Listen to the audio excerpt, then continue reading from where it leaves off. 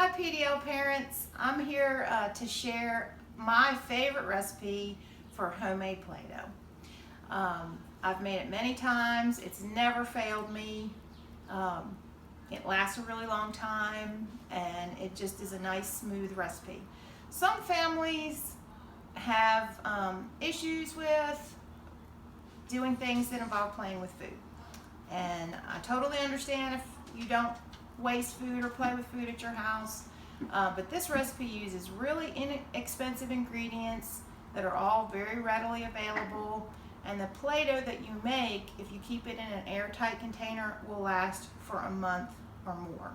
So I'm going to share with you the ingredients that you use and then the techniques that you use to actually make it. So here's the kitchen tools that you need to do the homemade Play-Doh.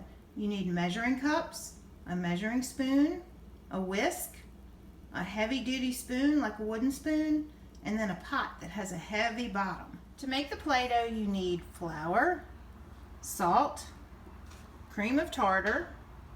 Fun fact, cream of tartar is a byproduct of the winemaking industry. You may not have this around the house.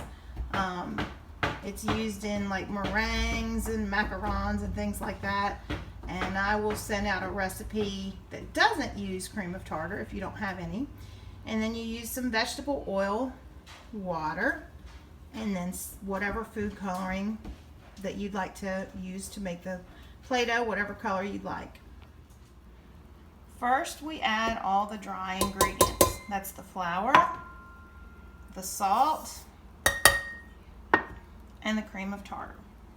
This recipe uses quite a bit of salt, so before you go to make it, make sure you have enough. I'm actually making a half recipe. This recipe halves easily. And just whisk them together. Stop. Next, you add the wet ingredients, the oil and the water.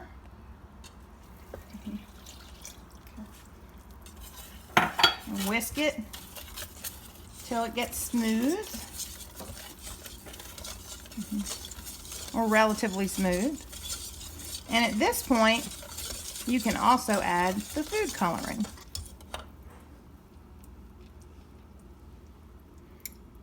This Play-Doh lets you get a really pretty and vibrant shade of color, so just keep adding till it gets to be the shade that you want it to. So you're going to cook it on medium heat, stirring constantly until the mixture starts to pull away from the sides of the pan.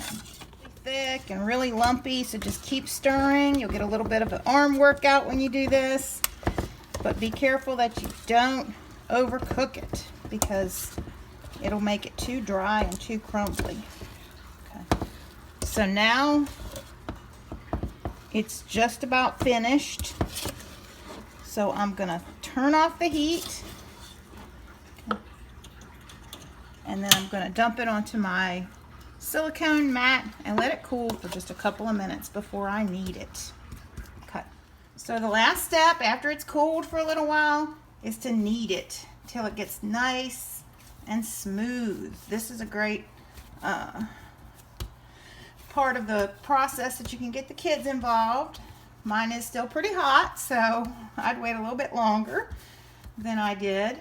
But just knead it a few times, maybe 8 or 10, until it just becomes one nice, smooth ball of dough. Okay. After you've kneaded it, let it cool completely. And then store it in a Ziploc bag or an airtight container. It'll last you at least a month if you take care to not let it dry out.